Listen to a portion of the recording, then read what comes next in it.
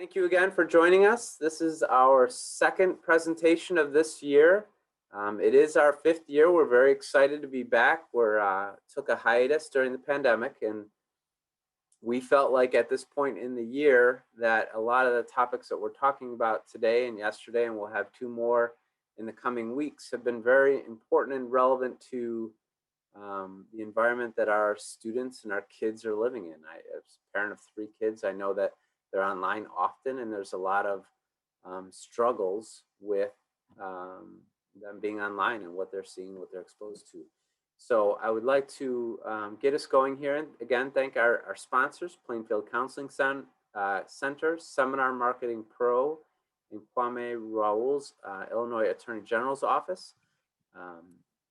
We are on plainfieldpcn.org and on Facebook and Twitter. Any questions, feel free to email us at plainfieldpcn@gmail.com. Our speaker tonight is Carolyn Orr, again, as an Internet Safety Specialist with the Illinois Attorney General's Office, High Tech Crimes Bureau, ICAC Task Force. Her role involves public outreach, research, education, and prevention. She also teaches college sociology, social psychology, and criminology with a background in social and behavioral sciences. Her overall goal within these positions is to spread awareness, encourage positive leadership among youth, promote safety, and prevent further victimization of innocent children and families. So with no further ado here, Carolyn, thank you for joining us this evening. Thank you for having me.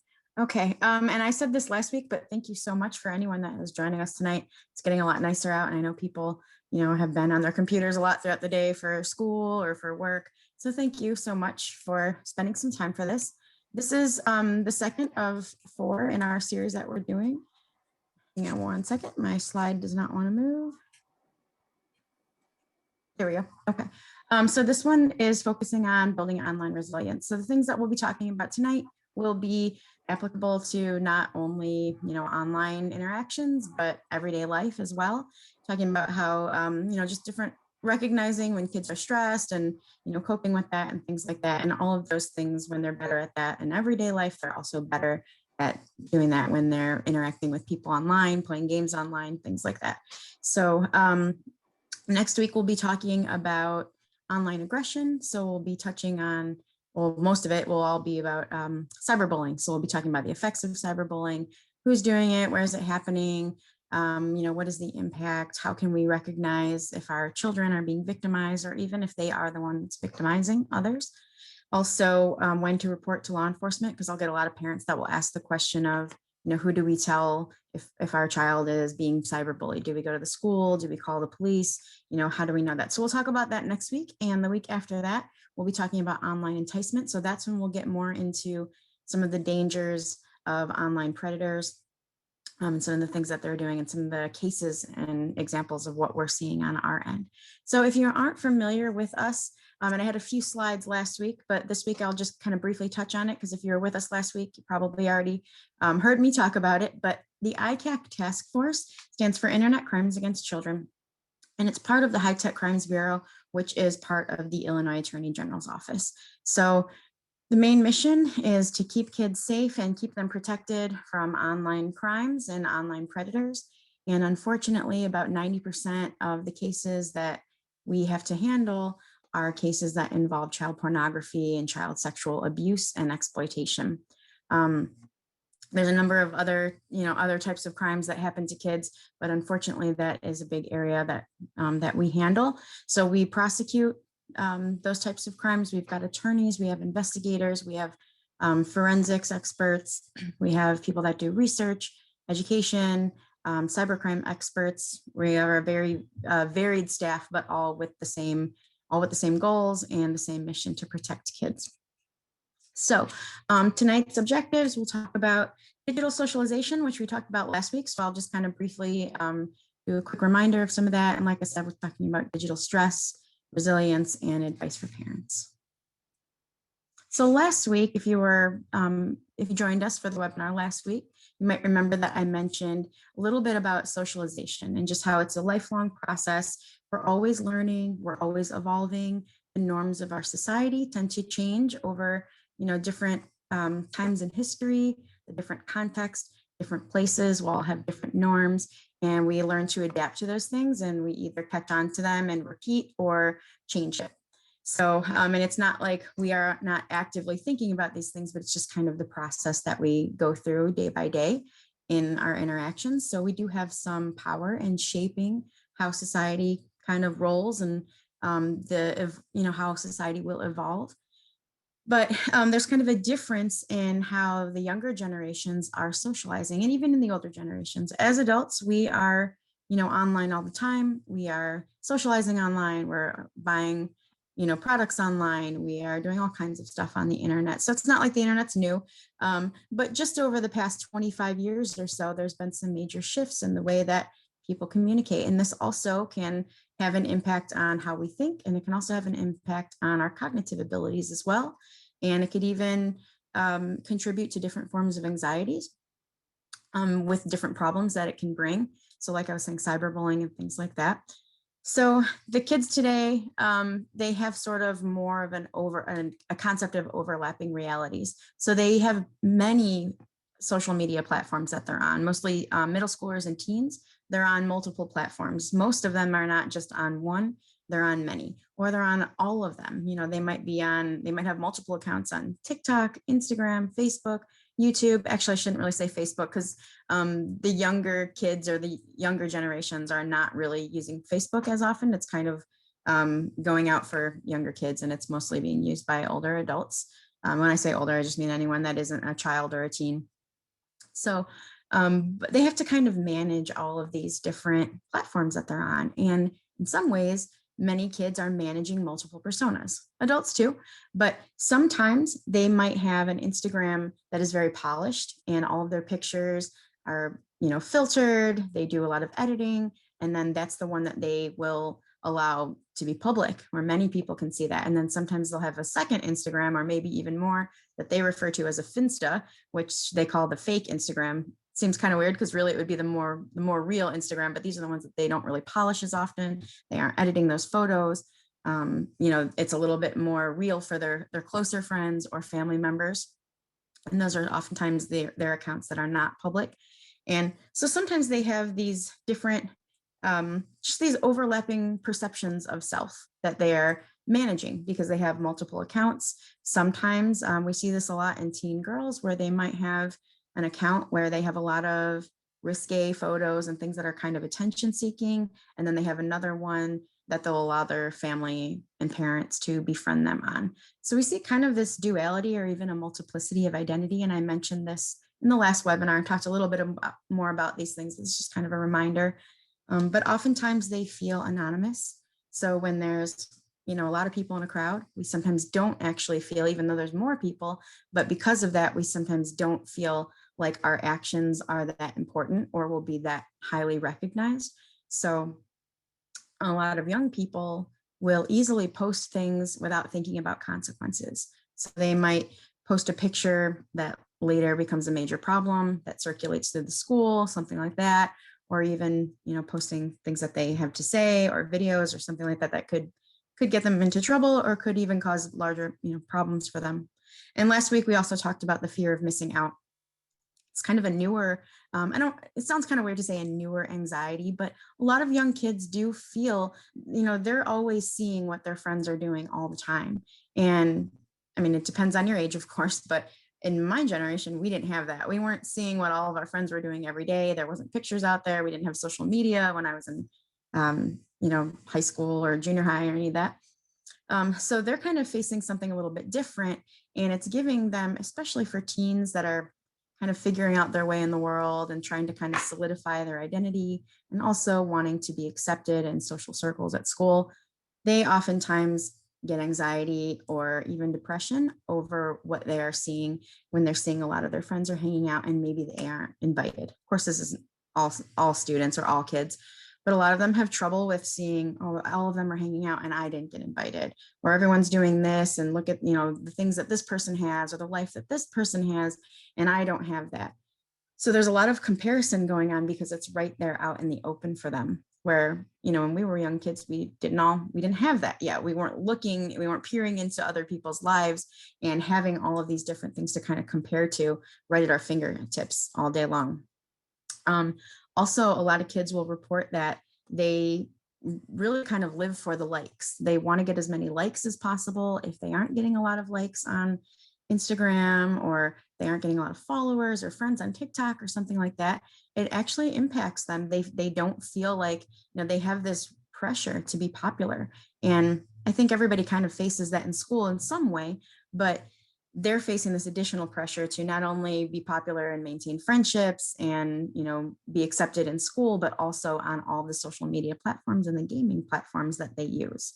So this could be problematic for some kids. I'm not saying that all kids will have an issue with this, but they're just some things that are kind of existing out there as we socialize and as we bring in new technology and as we expand and are exposed to other people and expose ourselves out there on social media. So we do surveys and we talk to kids about all kinds of things. And one of the topics that we are curious about is what stresses kids out online.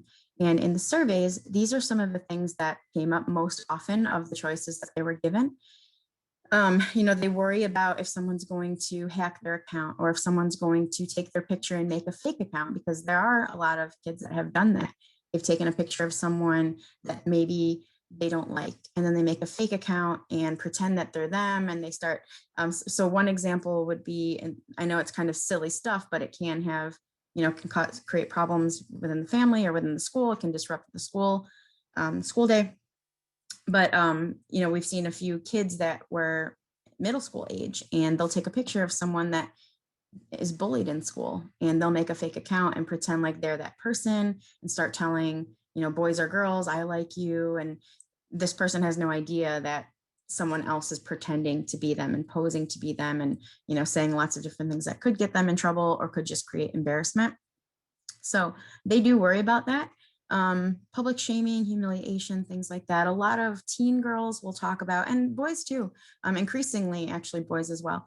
But it seems to be right now the rates are a little bit higher from the feedback that we get. But a lot of girls will say things about, worrying about how they look, or worrying about if they look as good as Instagram models or something like that. So they're facing some of this pressure and some of the stress.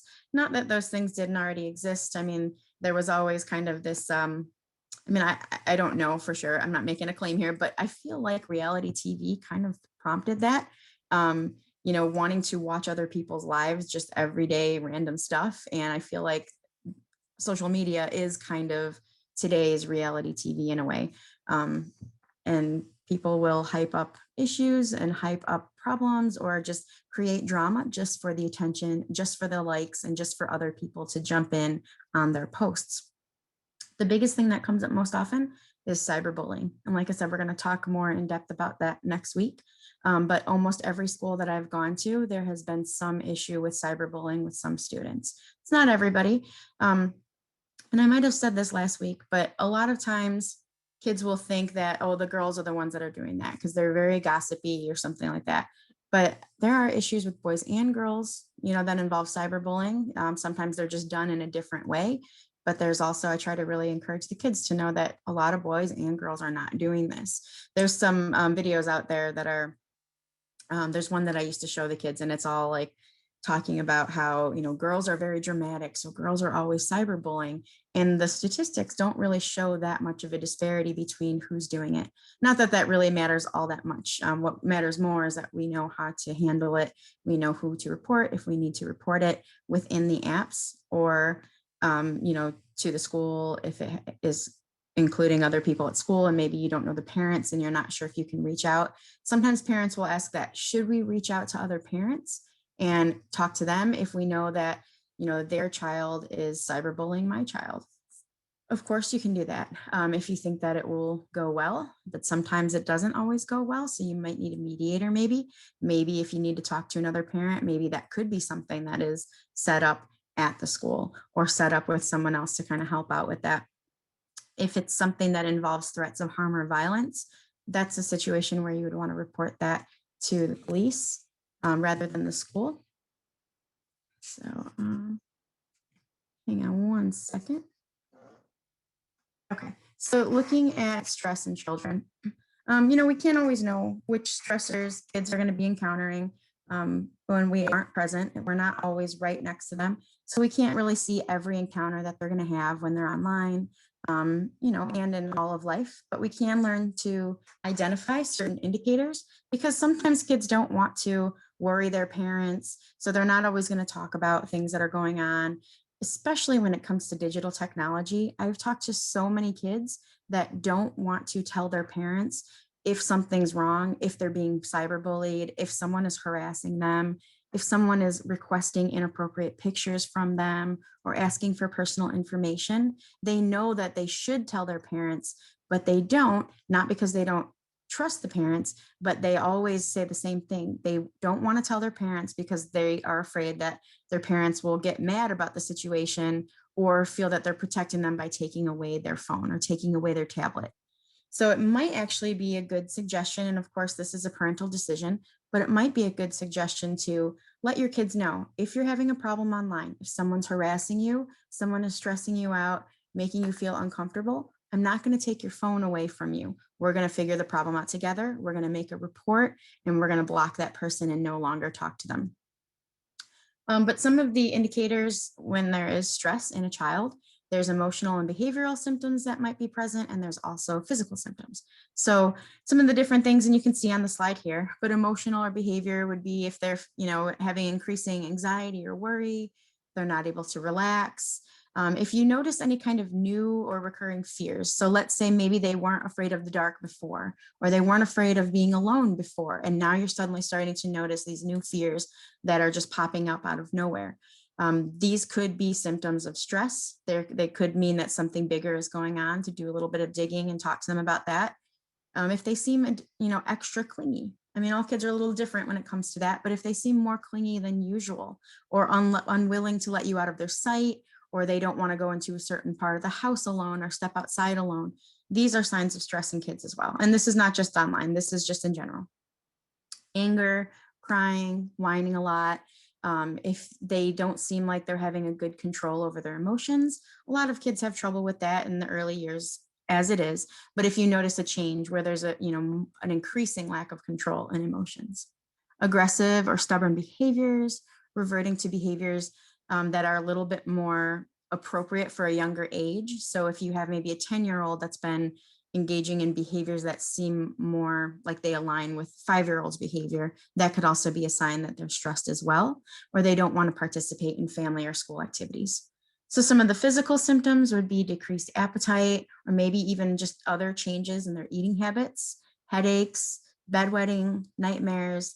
There's a number of different types of sleep disturbances. If you notice differences in their sleep patterns, they're waking up a lot, maybe even if you see sleepwalking or they're having more nightmares and things like that, that's definitely a sign that they might be stressed. Could also be other factors as well, but upset stomach or just recurring stomach pain and any other symptoms that might be similar to physical illness. So if they, even things like body aches can be, a sign of stress in kids and adults. We carry a lot of things in our bodies.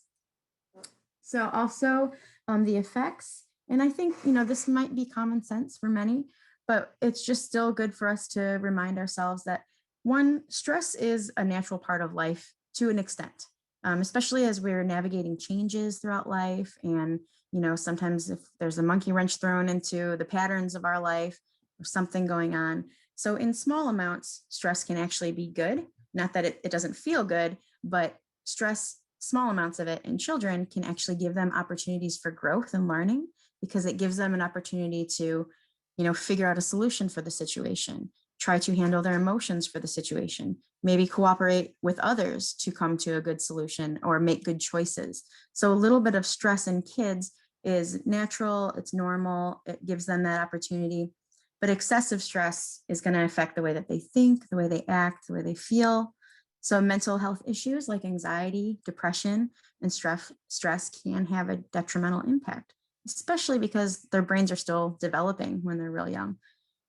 Additionally, it can impact their physical development and that will remain into adulthood as well. So according to the American Psychological Association, about 20% of children report that they worry a great deal. Luckily, 20% isn't a huge number, but that's still a lot for kids to be continuously worrying or having an excessive amount of worry. So unfortunately, research shows that parents greatly underestimate their child's emotions. So sometimes they might be experiencing something that is impactful or that might have long lasting effects, but parents might, it's not that they don't care, but sometimes we might think, well, they're just moody today, or, they're just being a kid and throwing a tantrum. But some of these things might be signs of something bigger. So there's actually one study where only 3% of parents rated their child's stress as extreme, while 33% of the children of those parents in that same study reported that they had stress-related symptoms, like headaches and some of the things that we talked about in the last slide. So sometimes there is that underestimation going on. Only about 13 parents in that study thought that those headaches were actually stress-related. They thought that it was just, random headache. So biologically speaking, stress can function to help us deal with life or death situations. So that fight or flight response can cause a shift in hormones. So even though it can help us to get out of certain situations and help us to think clearer in some situations, it can also, and this is getting a little bit deep into stress, but it can release cortisol and adrenaline. So that can elevate blood pressure and also heart rate. So if that stress response is always active, then it can later result in things like heart disease, obesity, diabetes, not to mention mental illness like depression, and even some other issues that kids face like fear or neediness or an inability to learn new behaviors. Even prolonged activation of that stress can, create something that's called toxic stress, where it's really interfering and, crippling them in numerous ways. So we want to do everything that we can to prevent excessive stress in kids. So some advice would be, like I said, remember that some stress is normal and it's needed to become resilient. But too much is detrimental. So some things that you can do to kind of reduce stress in kids is to create family routines. I know not everybody wants to, do everything in a pattern all the time or have too much of life routine, because you need to leave a little bit of room for some spontaneity. But routines can be good and they can be comforting for kids because they know what to expect. And when kids know what to expect, it helps to manage their emotions and it helps to manage their expectations. That's even good for teaching kids to, manage their emotions and handle things. So something that you could do to help with that is when you are, going to go through some process of the day with your kids. Let's say, for an example, let's say you're going to go out to eat and maybe go to the store after that. So let's say you're going to go get lunch and then you're going to go shopping. Sometimes kids get anxiety just because they don't know exactly what to expect. So maybe when you get to that restaurant to go have lunch, they might be, fidgety, not sitting still, having a meltdown because the food is taking too long. If you give them a whole rundown of what's going to happen on your way there, so let's say in the car, you say something like, okay, this is the plan for today.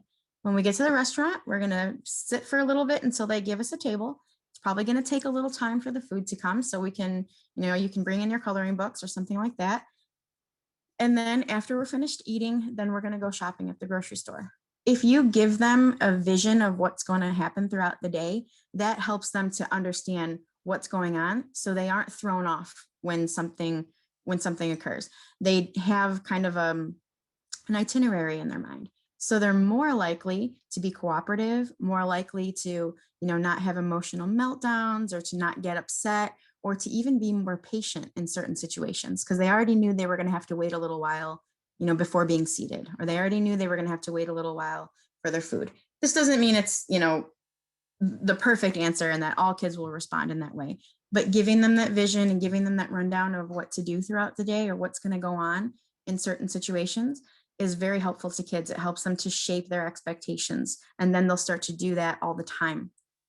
So even if you're having a family night or a movie night, that can help relieve stress and prevent stress from kids, because it gives them, if that's part of a routine. So let's say maybe you say every Friday, we're going to watch a movie and we'll order pizza or something like that, or every other Friday, or once a month even. Just that regularity and that predictability for a child can be really helpful. It helps them to manage their stress. It helps them to know what's coming up instead of building up anxiety about what's coming up. So of course, things like being a good role model, a child, is looking at you as their model. So they're looking to you to understand healthy behaviors.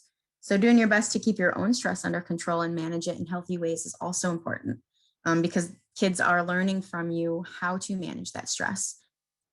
They're going to absorb and they're probably going to imitate. So if parents are struggling with relieving their own stress, kids will probably have they'll pick up on that because they won't pick up on healthy ways to cope.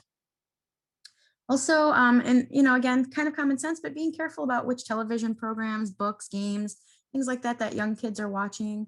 A lot of the games on, internet games, some of them are great for kids. They foster learning, cooperation, and good things, but some of them can really, if kids are really young and they're playing violent games, even though they are aware it's a game, and you're aware it's a game, they don't always make that distinction deeper in their cognitive way of thinking that this is not reality. So even though they know, okay, this is just a game, it still can impact them. They can start to have aggressive thoughts. They can start to have aggressive dreams, and that can impact their behaviors. So just being careful with that.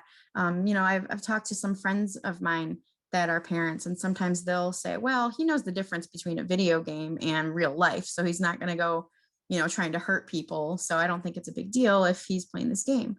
But we just have to remember that those images are instilled in kids' minds. And even though they know that's a game, they're still seeing things that are going to impact how they think. And it could impact future behaviors down the line. All right, learning to listen, taking that time, trying to be a little extra patient when you're trying to listen to your child.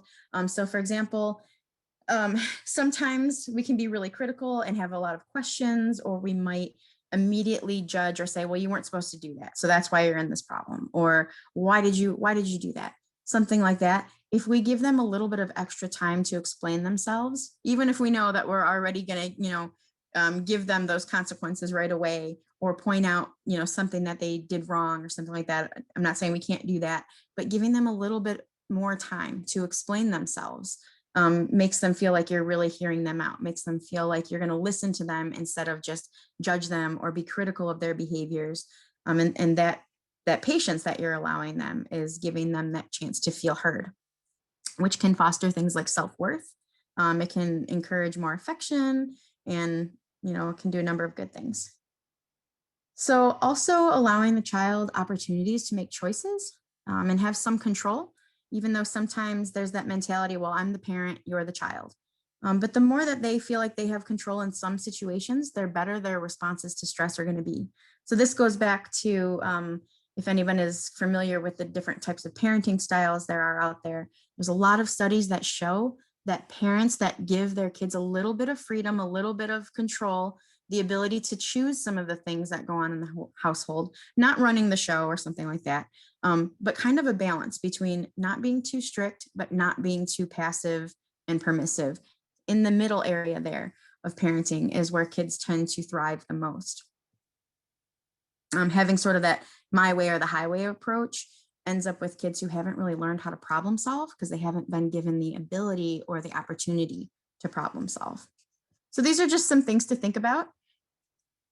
But the concept of resilience, and I feel like resilience it's so important, and it's all over the place. It's almost, you're going to see it in a lot of different things now. And I feel like even more over the past 2 years, I've been seeing so much about resilience, and, even organizations, their name is, there's one organization that I know of, they're just called Resilience. So it's important.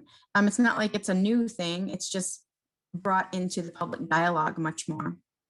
But resilience is just the capacity to rise above difficult circumstances, to allow children to exist in a less than perfect world while moving forward with optimism and with confidence. So it doesn't mean that we have to be perfect. It just means that we're finding ways, however possible, to make it through whatever situations that we find ourselves in, which is going to be different for everybody, whether it be in person or online. So the 7 C's of resilience are competence, confidence, connection, character, coping, control, and contribution. So when resilience is discussed, you'll hear this, especially by You might hear this from social workers, you might hear this from therapists, but it's to help understand dynamics of what it takes for children to cope with problems. So competence describes the feeling of knowing that you can handle a situation effectively.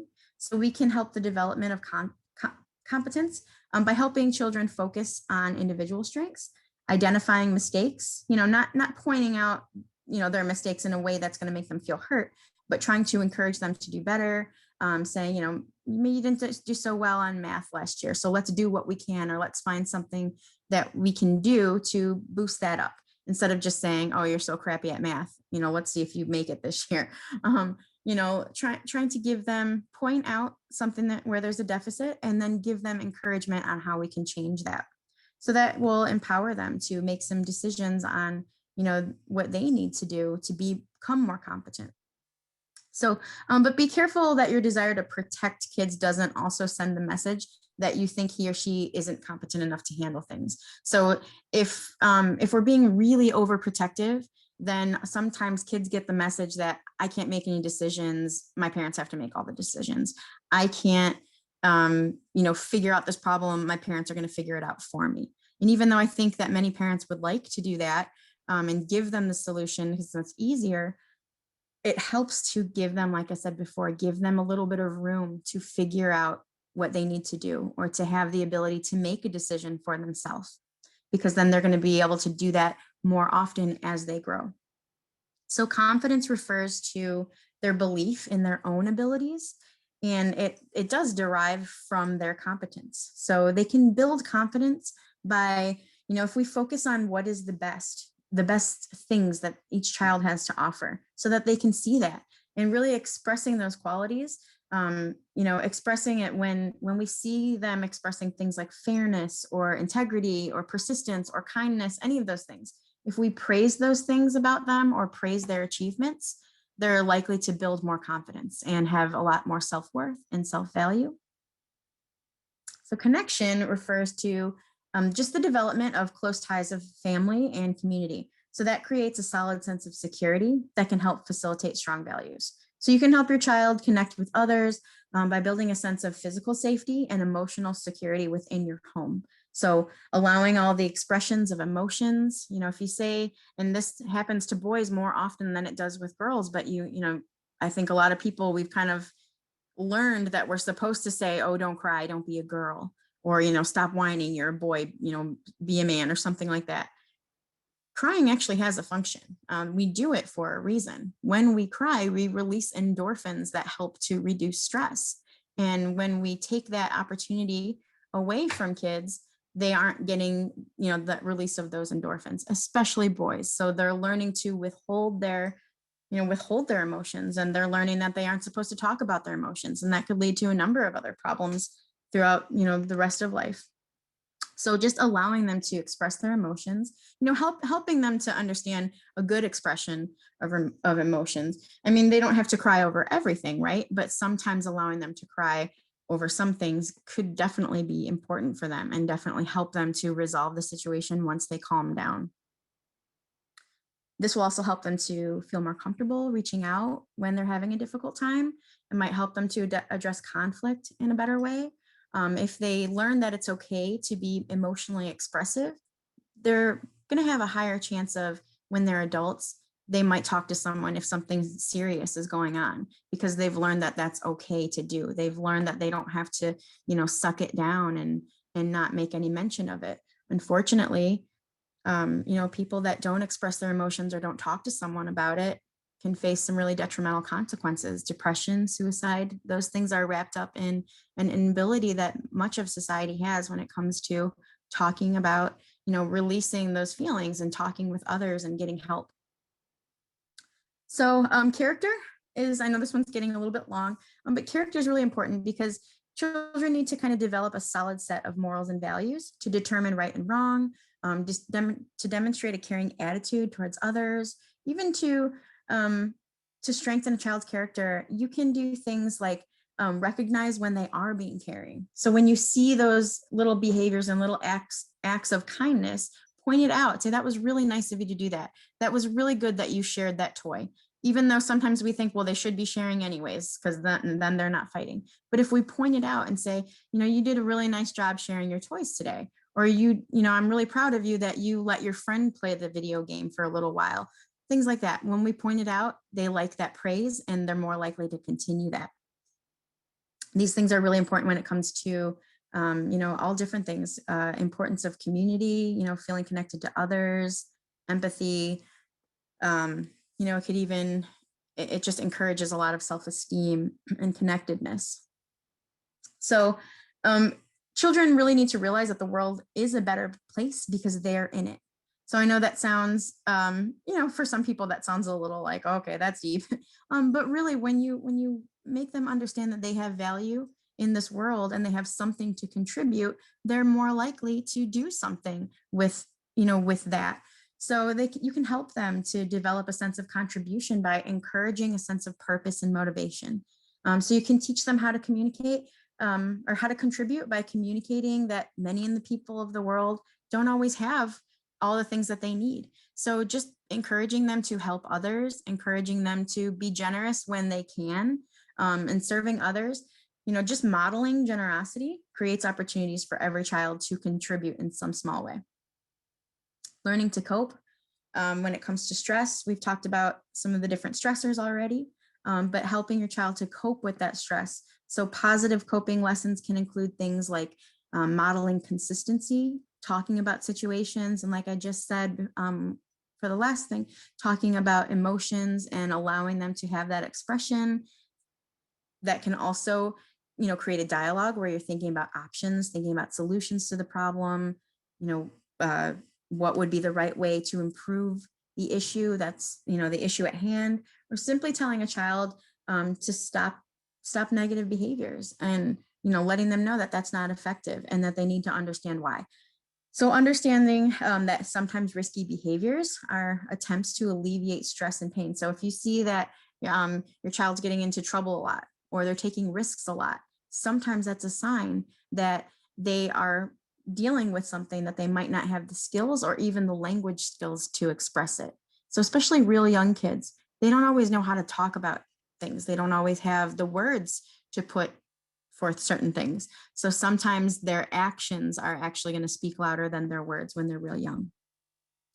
So, okay, moving on. Thinking critically. This is definitely going to be something that we want to encourage in kids, and we want to, make sure that they understand to question things, because it's going to help with, how resilient they can be when they're online or in person in any kind of situation. But just teaching them and reminding them to be critical of things that they see all over the place. But online, there are so many ads, so many images, so many messages, and even some kind, sometimes subtle messages that we don't always see right in the image that we're looking at, but, things that we kind of know there's a deeper meaning to it. Teaching kids to kind of examine those things and question the things that they see is going to set them up to critically think through many things and come to their own conclusions or think before just acting. Even, teaching them to challenge stereotypes that they often see online or on TV. Maybe there's a TV show or a movie and you're seeing the same kinds of characters playing the same roles continuously, or the same types of characters are the ones that are the hero or the ones that are, doing the important work. So just having those kinds of conversations, how come we don't see this instead? Or how come we don't see the reverse of this?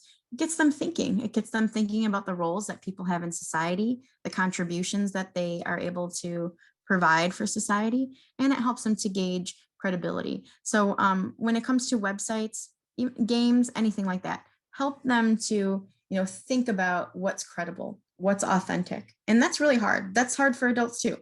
We don't always know, when we see things online, sometimes we don't always know if it's a credible source, right? So one thing that you can do if you're unsure, let's say, for example, you're reading something on the news, on a news site, you're not exactly sure how credible it is or if they fact checked it.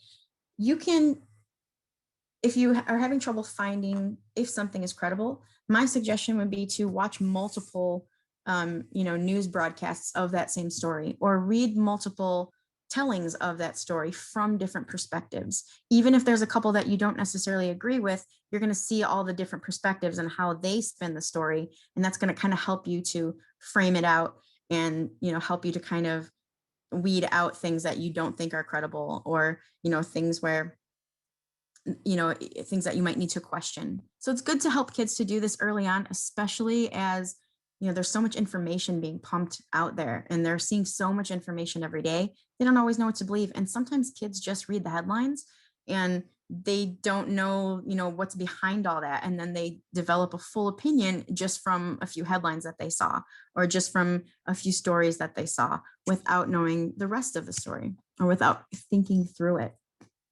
So we really want to help kids to have a sense of digital literacy. So resilience can be achieved by, being literate and knowledgeable. So a lot of parents probably aren't going to be, technical wizards, because technology is changing so rapidly. So unless you work in technology, you might not always know everything there is about technology, right? There's so much to keep up with. So, but that's not to say that we can't encourage kids to understand basic functions of the platforms that they use. Just learning, what are those functions, understanding the settings and the functions of the apps, the games, how can they create an atmosphere of privacy and safety? So we really want to encourage kids and parents to look at, on social media that they're using or on their devices themselves, look at the privacy settings, go through the options, see what you have, what can you pick out, and what can you, hide, things like that. Can you hide location?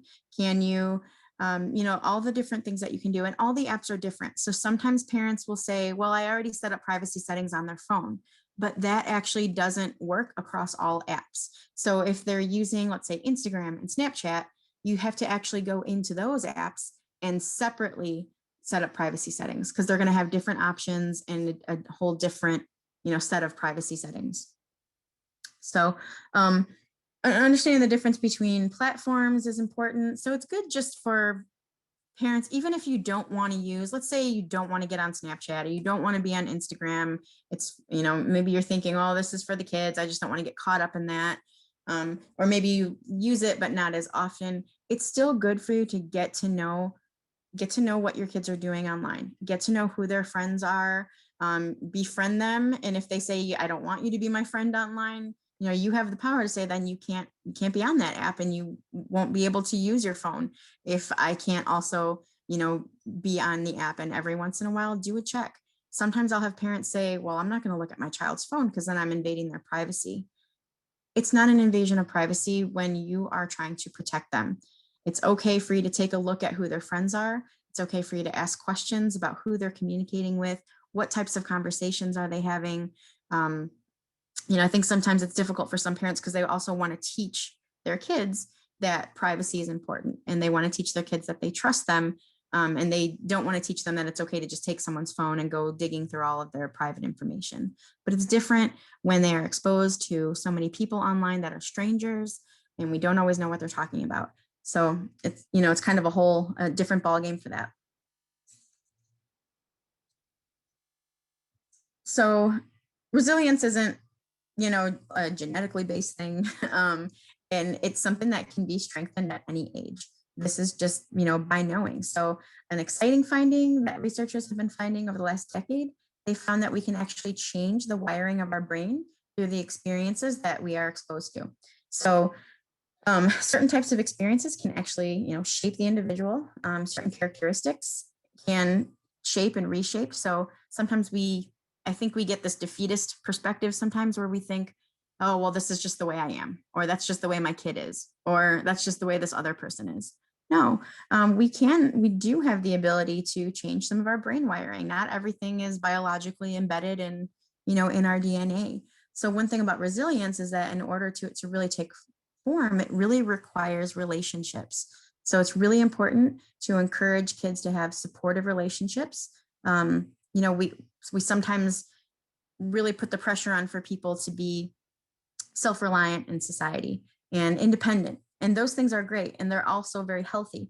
But we have to equally recognize that a good support system and relying on each other and being cooperative and collaborative is just as important, because it helps us to foster healthy coping skills It offers us, emotional support. It can produce positive emotions, sense of control, higher self-esteem, all of these different things. So it's also good. Research is finding that kids that have a growth mindset, so the belief that people have the potential to change, are more likely to show resilience when things get difficult. So, compared to kids who believe that bullies will always be bullies and victims will always be victims, those who believe that people have the potential for change report less stress because they have a more positive outlook that that person won't always do that, or maybe we can do something to figure out why is that child bullying someone else, and we can help them and create change. All right, so I realize it's 7:18, so I'm going to go ahead and, oh, perfect timing here. So if anyone has any questions, you can go ahead and put them in the chat box. Thank you so much for listening. And like I said, these first two, this one and the last one, are a little bit more focused on the social aspects and the psychological aspects. And then the next two will be much more specific when it comes to online use. Next week will be cyberbullying, and the week after that will be online dangers and risks of enticement. Do we have any questions? If you have anything, you can go ahead and put it in the chat box.